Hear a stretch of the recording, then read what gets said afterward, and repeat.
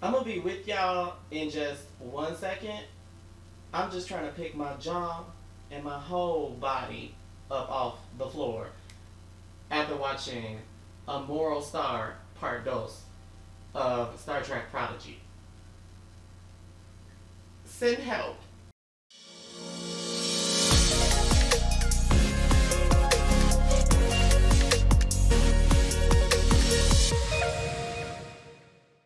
All right, y'all. Welcome back to my channel. Oh, yes. We survived that episode. I really thought that I might not make it to the end because it was just that goddamn perfect. Amazing. 5 stars. Can't complain. I had about 4 cups of coffee today, and then I came home and I watched that episode. And when I tell you, watching that episode gave me so much anxiety. I had to go take a moment after that episode and collect myself, collect my thoughts, and just generally piece my whole molecules and atoms and all of that. And that's a little redundant, but who cares? This episode, so much happened. The stakes, the reveals, the action, things that certain characters did. Now I'm getting ahead of myself. This is going to be a spoiler-filled review of this episode. So if you have not seen it, before I get started, I'm going to let y'all go watch it. Please come back and watch this review because we need to discuss. As I always say in my videos, I'm a big ass nerd, and chances are if you're watching me, so are you. So we start the episode back on the Protostar. Janeway has just told the diviner that she has scanned the entire ship and the proto drive is nowhere on board. And then Gwen is literally about to take her own father out. She just don't give a fuck. She is about that life. She puts that transmutable blade that she always uses up to his neck, and she's like, "Look, I'm about to just end it all right here. Let's go. Like, I'm tired of you. You're manipulative. I can't trust you." He abandoned her on that planet to die. He chose this damn ship over her. At this point, she has no allegiances to him, and can you blame her? So Dreadnought is about to attack her and yada yada. You know, he is simping for the diviner, but the diviner is like, "Look, I gave that to you. You don't think I can't stop you from using it on me?" So he basically uses his mental powers to basically take control of her blade and basically use it to like handcuff her hands together. And he then tells Janeway to take the ship back to the asteroid so he can get the proto drive from the rest of the crew. Then we go back to the asteroid where the rest of the crew is trying to gather all the miners, help them get aboard the ship. But it's not easy because, as we know from earlier in the series, they can't communicate. There is no universal translators on the asteroid. So that was basically to deter the miners from being able to communicate and uprise against the Diviner and Dreadnought. The only way that they're able to communicate with them is when they're in close proximity using the comm badges. There was a really cute moment in the beginning on the asteroid where Dow is like in proximity of these two miners, and because of his communicator, they are able to speak for the first time, and like they flip out and like they hug and they embrace. I was getting like gay lover vibes. I just choose to believe that under those masks they were two male aliens, but you know, I digress. We don't know. That's just my spin. That's just my take. They were lovers that have never been able to talk to each other, and for the first time, they could speak their language, their love language. So stupid. So we cut to Jankum and Rocktalk, and they are aboard the Rev 12, and they are trying to investigate ways to cut the power back on so they could get the atmosphere back up so everybody doesn't suffocate. And also so the gravity returns so they can get this moving along and get the evacuation going. Because they only have so much time before the Diviner discovers that the Protostar doesn't have the proto drive on it anymore and comes back and basically, kills them. They're working on that, and then the droids, the robots, reactivate. The little minion droids, as I like to call them, they reactivate and start chasing after them. They run into the engine room, close the door, and Jankum is like, "Let me fix this. You hold the door." Blah blah blah blah blah, and he goes over and is like clueless as to how to fix the engine. And Jacob is like, he's always been that engineering person. He's always filled that role. But as we saw a few episodes ago, Rock Talk was forced because of time travel and timey-wimey and the ship being split into like several different time periods. She was alone and was forced to basically become a whole science engineering professor because she had to save the ship by herself. She had no choice. So we don't know how long she was by herself, but to have that kind of advanced science and engineering knowledge, she probably was by herself for years, which is insane to think about. She's pissed yet again because someone is using her size and using that as to basically pigeonhole her into a role that she doesn't necessarily want to be in. She doesn't want to be a doorstop. She doesn't want to be a security officer. She doesn't want to fight. That's just not in her nature. She's just large. That's just her disposition. I think that's a really great lesson for everyone watching this show, not even just kids, because this is designed to be a kids show. But I think that's great to show that just because society tells you, because of the way you look or the way that you present yourself, that this is your role and you don't have to go along with that. You can do whatever your heart desires. And I think that is amazing. So we cut back to Zero and Dao, and they're trying to help all the miners evacuate. And we see our lovable Space Kitty, and she's like frightened, and unbeknownst to Zero, there is one of those minion droids lurking behind them and shoots Zero. And Zero loses an arm of her little protective casing that she's in. So if you have never watched Prodigy, Zero is a Medusan. Medusans are this species in Star Trek that basically are pure energy. Like, her story throughout the entire series is that she doesn't want to be pushed back into this kind of role as a weapon. And that definitely comes into play later. But I don't want to get ahead of myself because that moment blew me away. So Dal saves Zero and Space Kitty, and he shoots the minion, and then he starts figuring out a way to get the communicator to basically broadcast the universal translation matrix across the asteroid by hooking it up to the ankle bracelets that all the miners have. And so he's successful in doing so, and now they're able to communicate. And then we go back to Rock Talk and Jankum, and they finally get I should say not they, because Rock Talk did all the work. Gotta give her credit. So Rock Talk gets the engines back on. The asteroid is now covered back in the shield, so everybody won't suffocate. We love having air, don't we? And so the gravity returns, people fall back down, everything falls back to the ground. I just want to know that when the gravity returned, I really want to know, was anyone like just floating out into space and then falls like, hundreds of feet to their death? Like, how did that work out? There's like an R-rated version of this show somewhere where they took that out the script. So Space Kitty is, at this point, 2 for 2.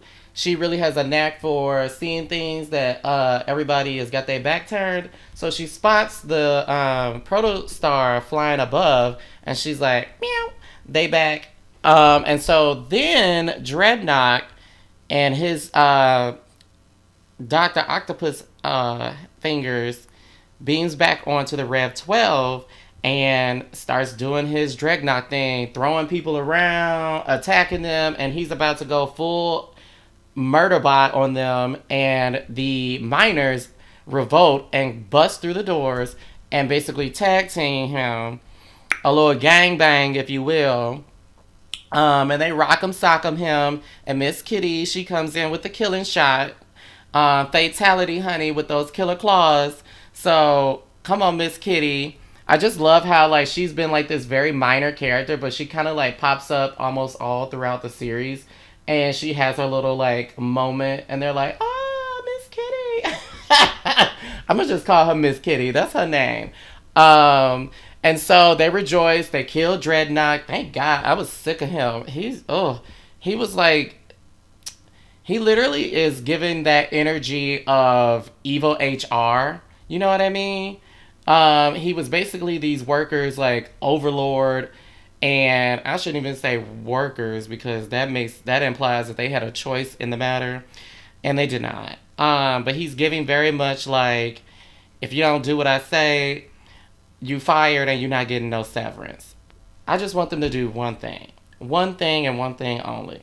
They made the mistake of not destroying Dreadnought once.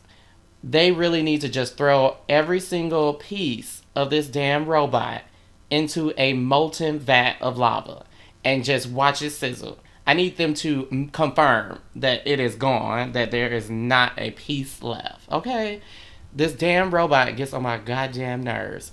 Um, he's done for hopefully for good. So the crew unites on the Rev 12 and they all discover that Dreadnought was able to send coordinates back to the Diviner. And so the Diviner was able to beam the Protocore out of Murph's body back onto the Protostar ship.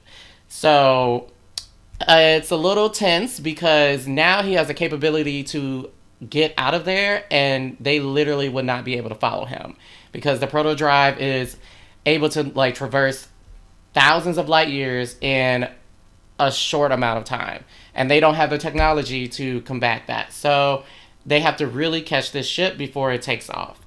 I love Dow's resolve in this episode. He's very much in command of his emotions. He is like, "We're coming to get you, Gwen." I mean, that's his honey, honey. So he's coming to get her. So they're on the Rev 12. All the miners have boarded.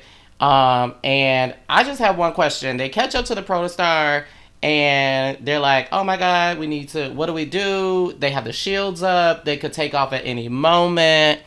Why not use a tractor beam?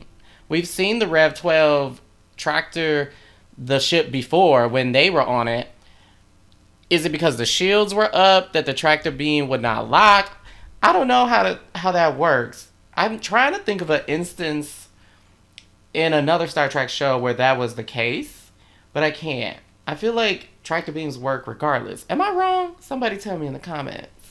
They basically decide that the only way to do what they need to do is to basically fire upon the protostar. And Zero makes the suggestion that like, okay, let's not just like shoot the ship to death. Why don't we just target the shield generator so that we can start beaming people aboard? And they're only able to beam one person aboard at a time as they try to take the shields down. So this is the moment that I predicted in my last review. They definitely went ahead and enhanced the Janeway hologram to the point where the Diviner thought he had basically corrupted her and reprogrammed her to be on his side, but it was all a front, honey. She was not going for that. So he's like, "Why are you letting Gwen run amok on my ship? What is she doing? Why is she at the controls?" And she's like, "Gotcha." She transforms back into her regular self. She's no longer goth Janeway, even though that was a really fun design. She's no longer gothy. The black lipstick is gone. So she's back to her normal self, and he is just outraged and confused.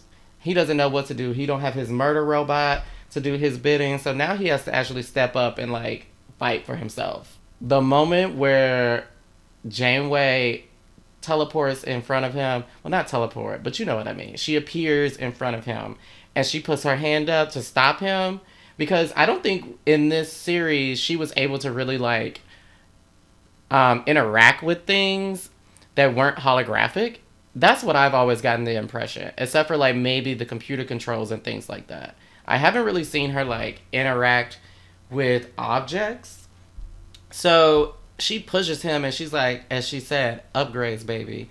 So they start this whole fisticuffs thing. Janeway is blocking his little punches. I was like, "Ma'am, this is giving me all I need right now."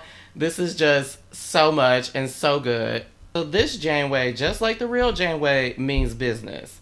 She starts appearing, disappearing, and then comes behind him and rips one of his little tubes with all that fluid or whatever that's flying through there.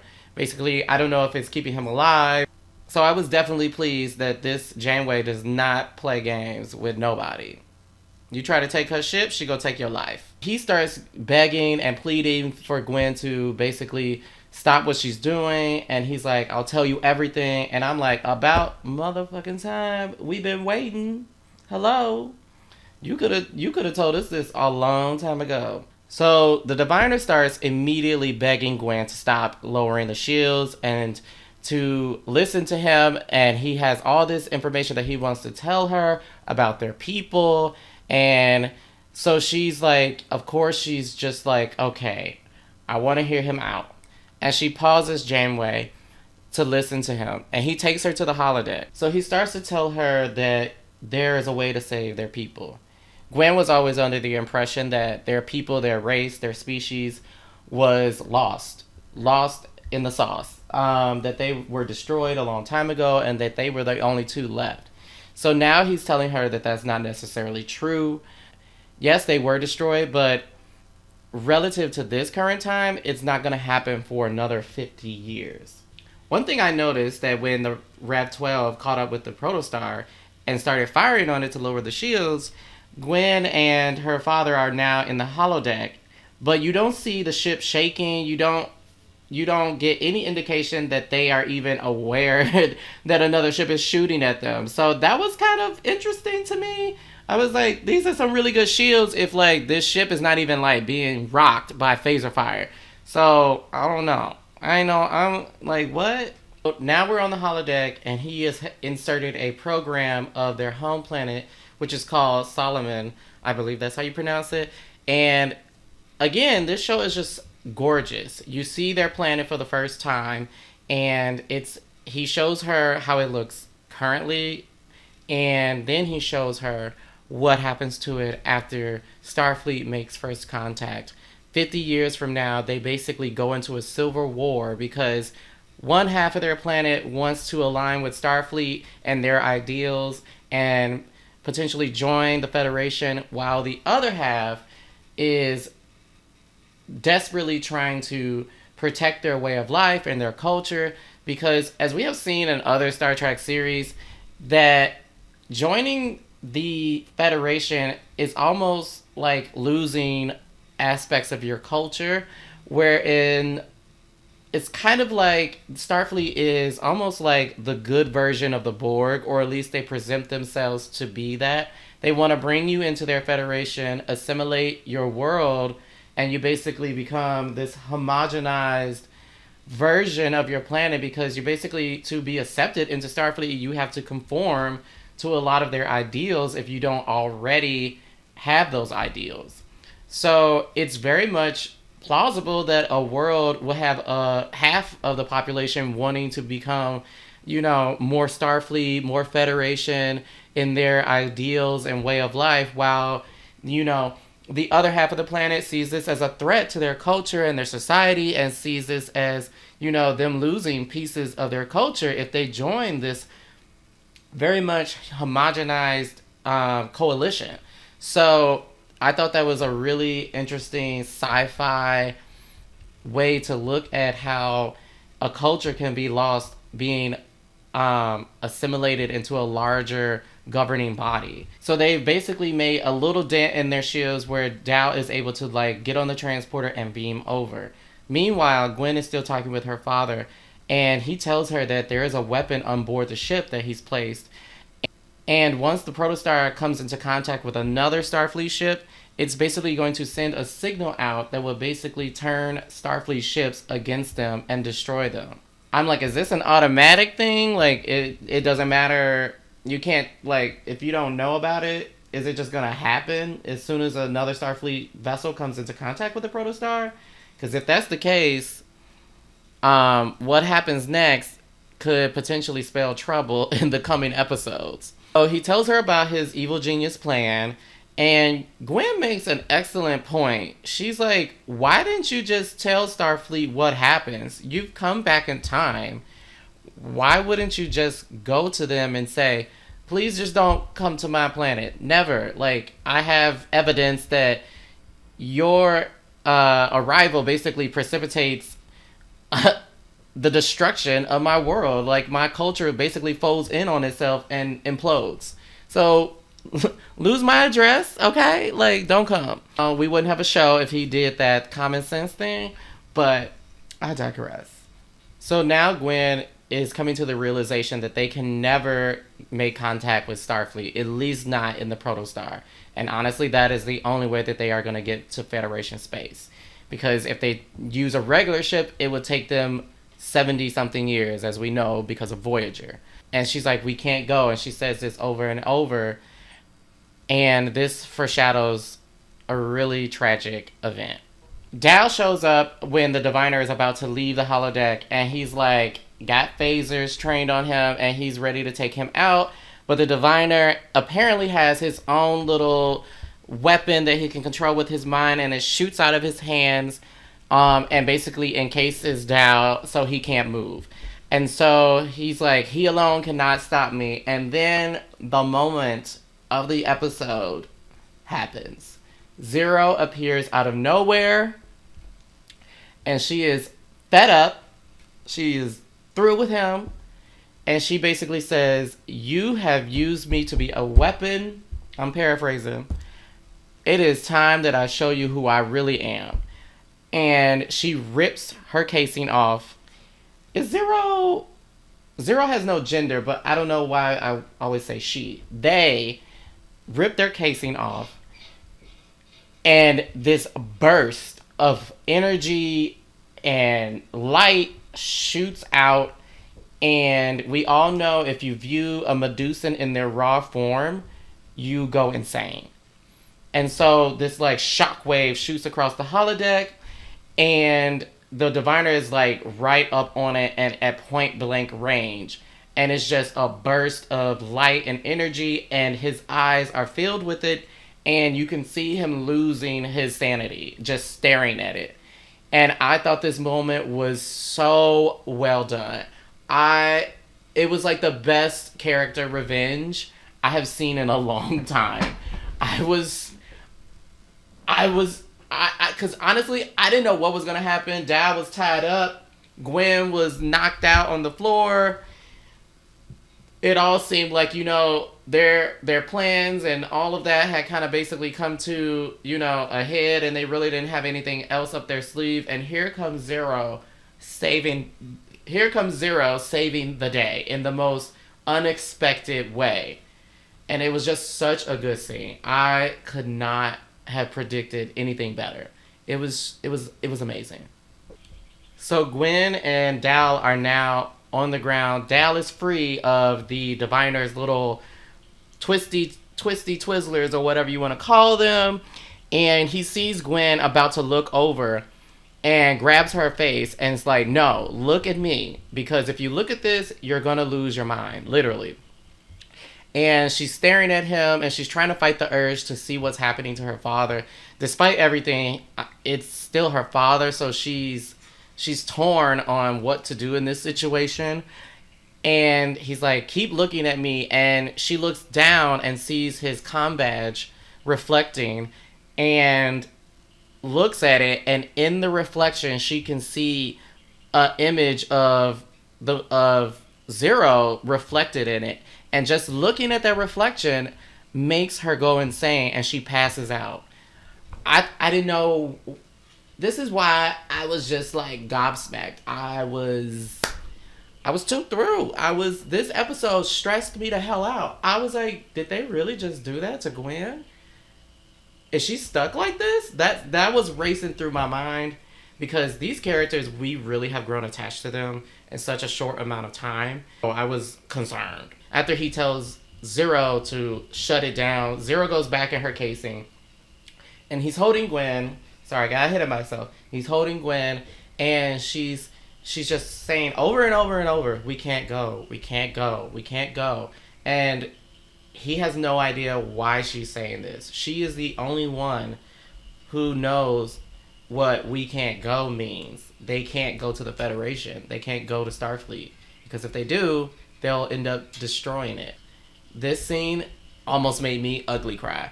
I was this close. If I wasn't so anxious, I would have been bawling. It cuts to Janeway basically giving the epilogue of the episode with her training log and basically informing us what has happened since the initial incident with the diviner. So they were able to give the Rev 12 to the miners. They also gave Miss Kitty a little comm badge so they can contact them if they need to, I would assume. And the miners take the Rev 12 and go off on their own. So are they just gonna like do this kind of like a bus stop situation, like just drop everybody off at their prospective planets? I've had this question since the series began because a lot of the miners seem to be aliens that really shouldn't belong in the Delta Quadrant, like Caitians, Lorians, etc., etc. So I wonder how and why they're there. Because as we know, without a ship as fast as the Protostar, you can't just go hopping from one section of the galaxy to another. That's like a vast distance. So how are all these Alpha Quadrant aliens his miners? So I wonder if that will ever be addressed. I wonder if that is part of the Diviner's backstory. Maybe we'll find out. Maybe we won't. We see that they stranded the Diviner in his insane state on his mining planet, his mining asteroid, I should say. And he's basically loco, cuckoo, cuckoo, drawn in the dirt and just left there to his own devices. I don't even think this is a cruel fate for him for all the crap that he's pulled. Leave him. Honestly, they could have did a lot worse. So they didn't kill him. We see him drawing this like ring within a ring or ring within a open ring.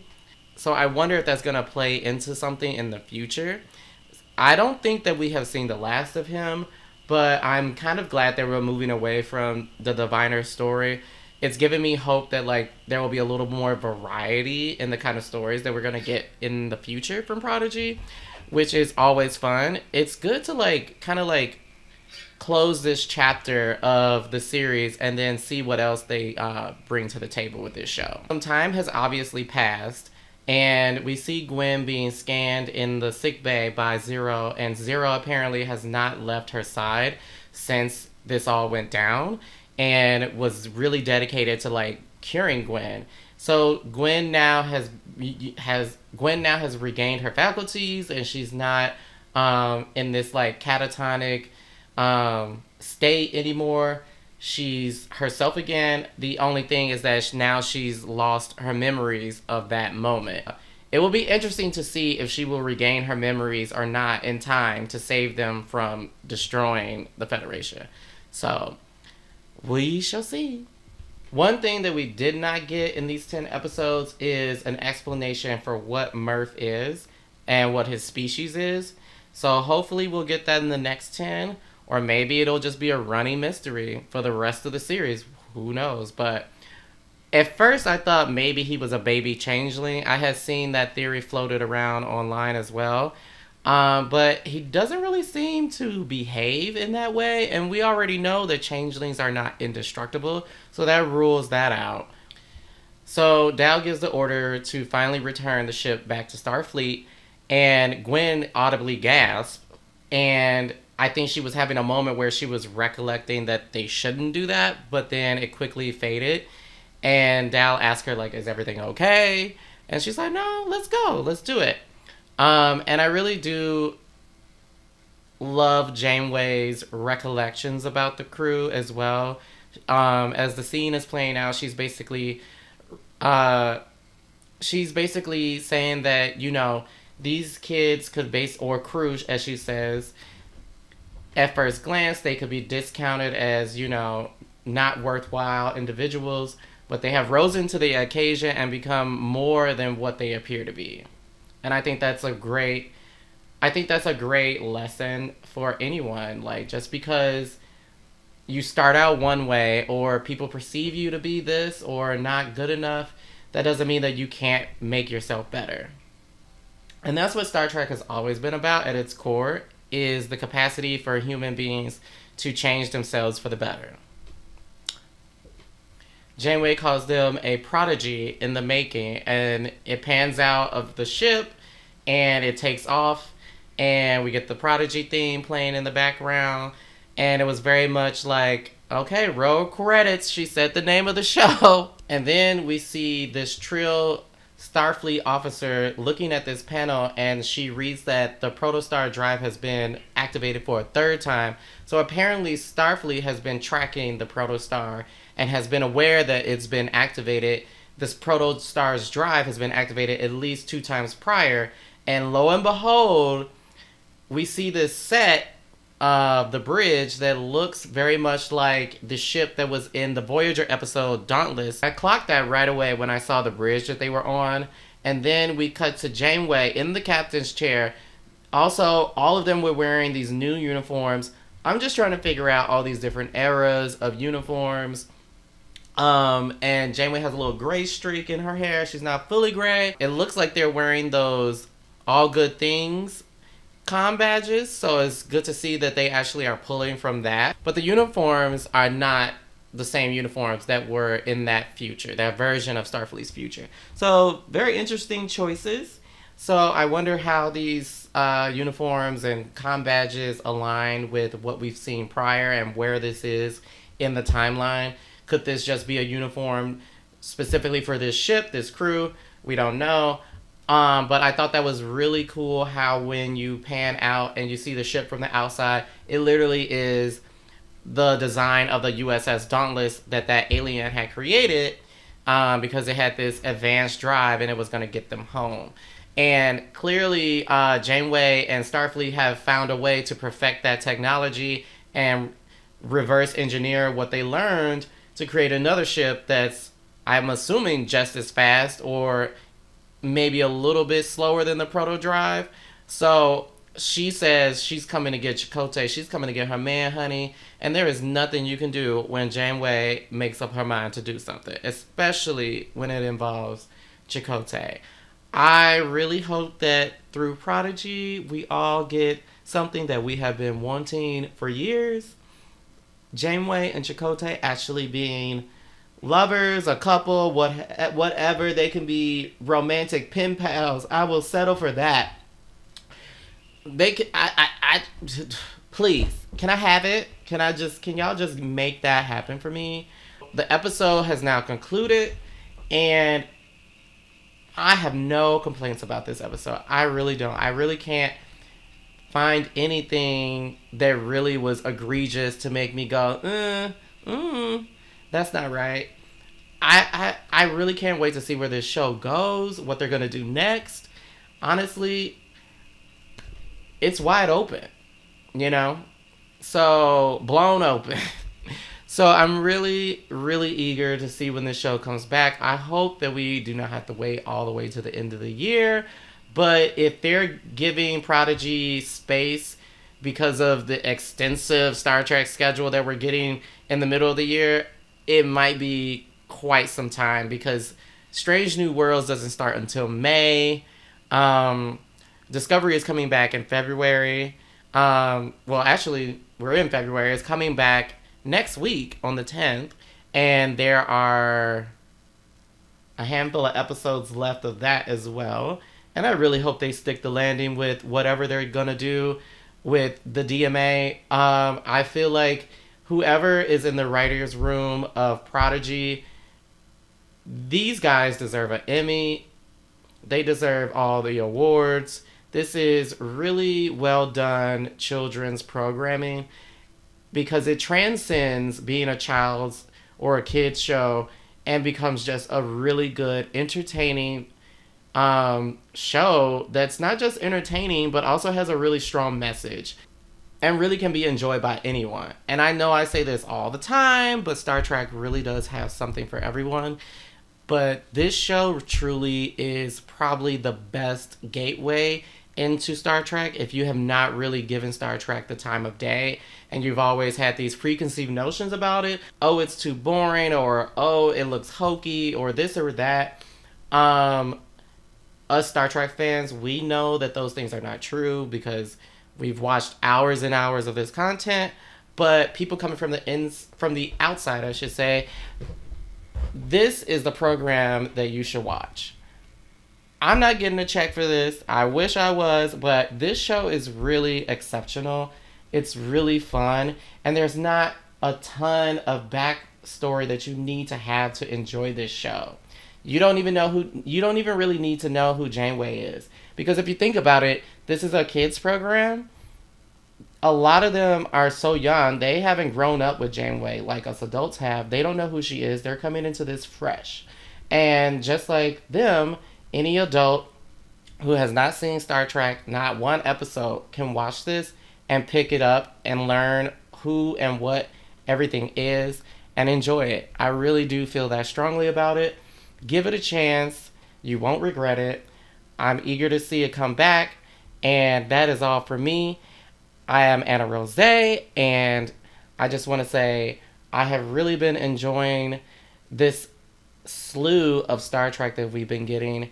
It's keeping me busy. It's keeping me motivated to make content. And also, I want to thank all my new subscribers. We're slowly growing this channel. And if you like the content that I create, go ahead and subscribe. Give me a like, follow. My social media will be down below, so follow me on that as well. I try to make everything fun and lighthearted, but also give you the Star Trek nerdy knowledge that you're craving. So that is going to do it for me. I will see you guys in the next one, and stay safe.